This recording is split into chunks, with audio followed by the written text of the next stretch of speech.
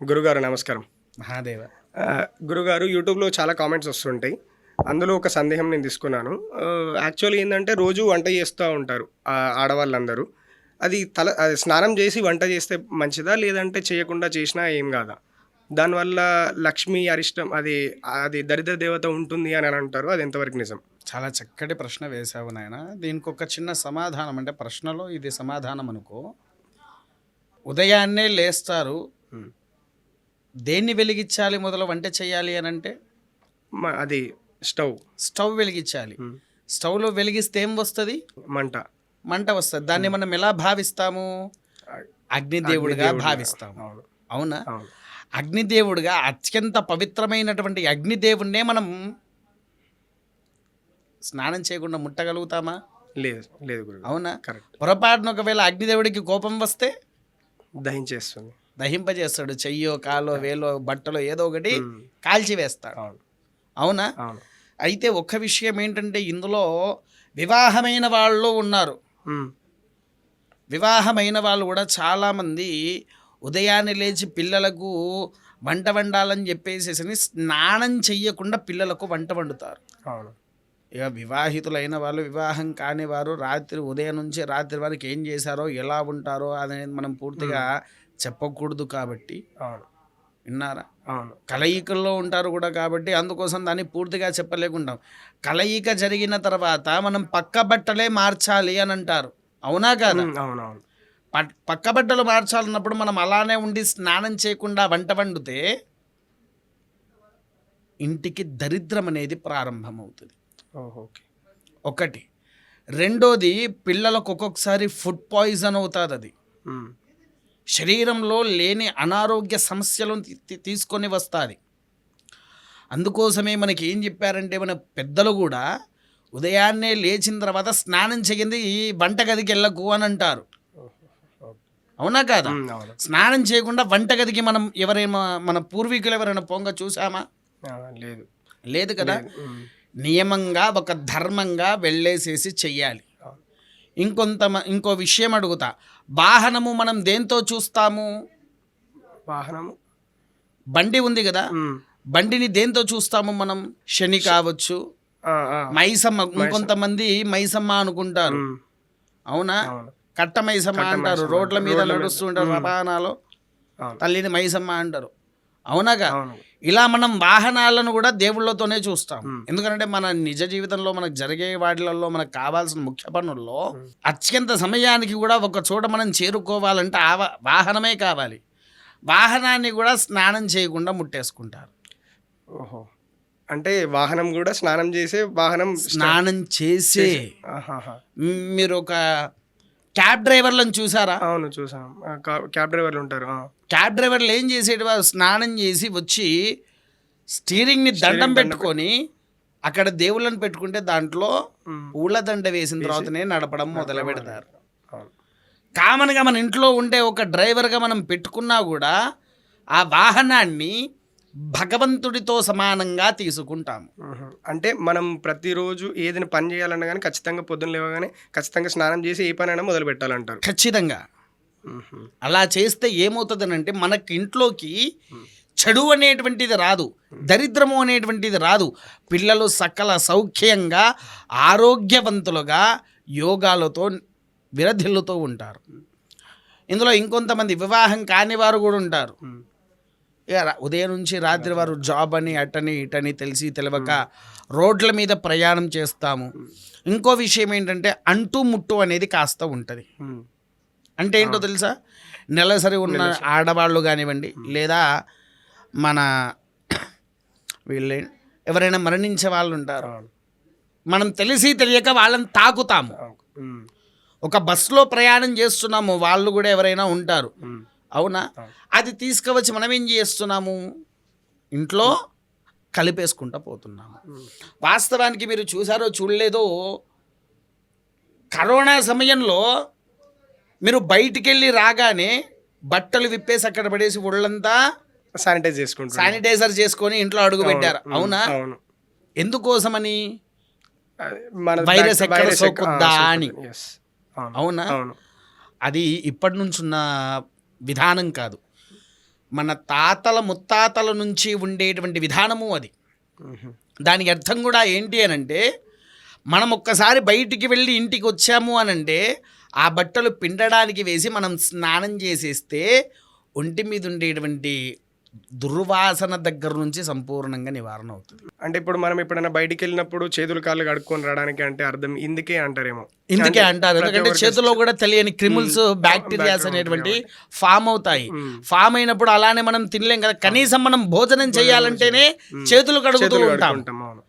చేతులు కడుక్కోకుండా తింటే లేని బ్యాక్టీరియాస్ వస్తాయి, దానివల్ల మనమే కదా ఇబ్బంది పడేది. మన శరీరం, మన ఆరోగ్య అన్ని రకాలుగా ఇబ్బందులు పడేది కూడా దీనివల్లనే కదా. అవునా? అందుకోసమే మన పూర్వీకులు ముందు నుంచి చెప్పింది ఏంటయ్యా అంటే, స్నానం చేసిన తర్వాతనే వంటగదికి వెళ్ళు. అవునా? కాకపోతే ఇదపూర్వంలో ఏంటి అని అంటే, నిప్పుని ఎక్కడ వాడేది అని అంటే స్నానం చెయ్యకముందు వేడి నీళ్ళ కోసం వాడేది. దాన్ని ఎక్కడ పెట్టేటువంటి వారు ఇంట్లో వంటగదిలో పెట్టలేదు, బయట ఆవరణలో అంటే పెరట్లో పెట్టుకునేది. కొంతమంది బాయిలర్లు పెట్టుకునేటువంటి వారు ఇత్తడితో తయారు చేసినవి. అవునా? తర్వాత హీటర్స్ రాను రాను గీజర్స్ అయిపోయినాయి. గీజర్లు లేని వాళ్ళు ఎక్కువగా చాలా తక్కువగా ఉంటున్నారు ఈ మధ్య.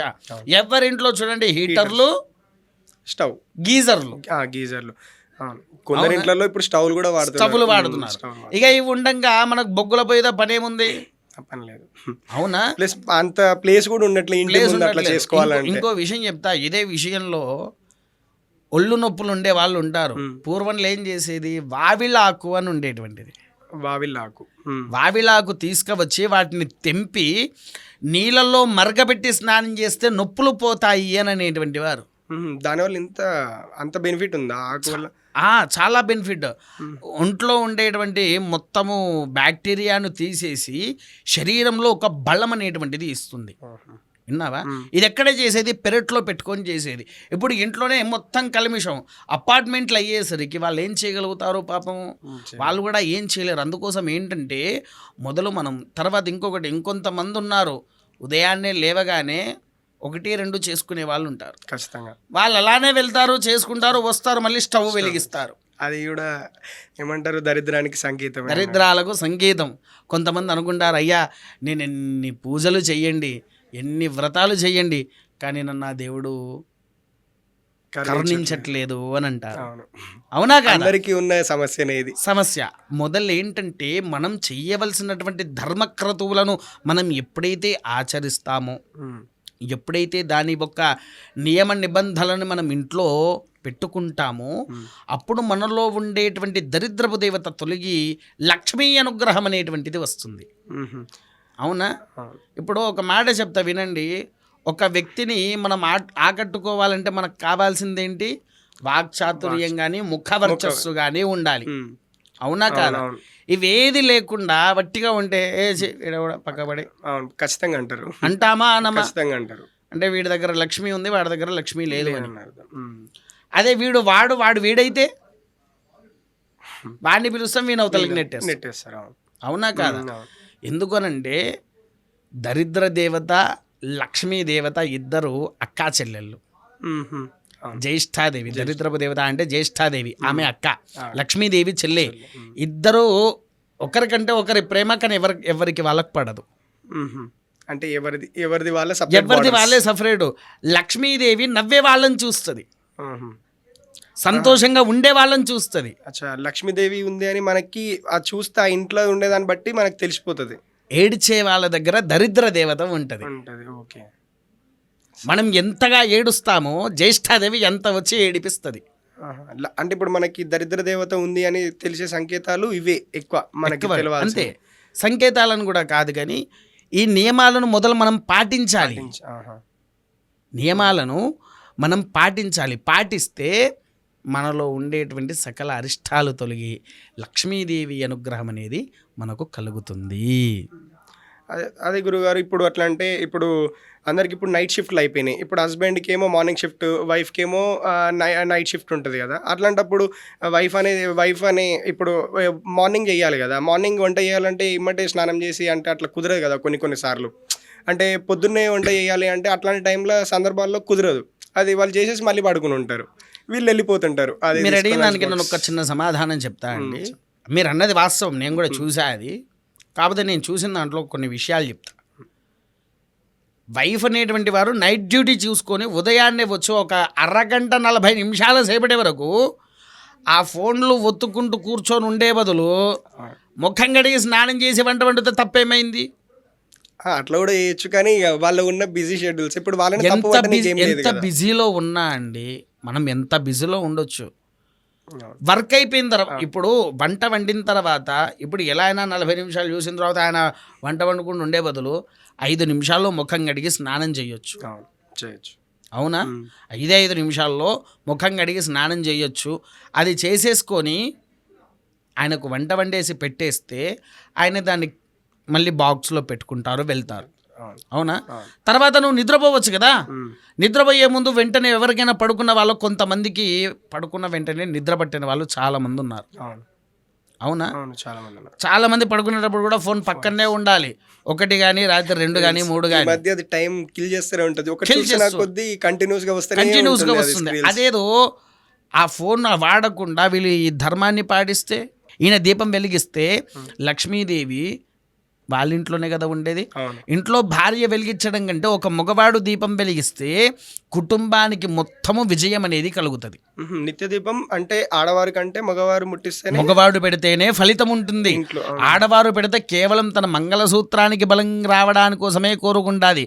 అదే మగవాడు పెట్టుకుంటే ఇంటిల్లిపాది భార్య పిల్లలతో సహా సకల సౌఖ్యాలతో ఉంటారు. అంటే ఈ కార్యక్రమం ఎక్కువ మగవారు చేస్తేనే ఇంటికి విజయం అనేటువంటిది వర్తిస్తుంది, వరించుతుంది. లక్ష్మీ అనుగ్రహం కూడా కలగడానికి ఇదే మెయిన్.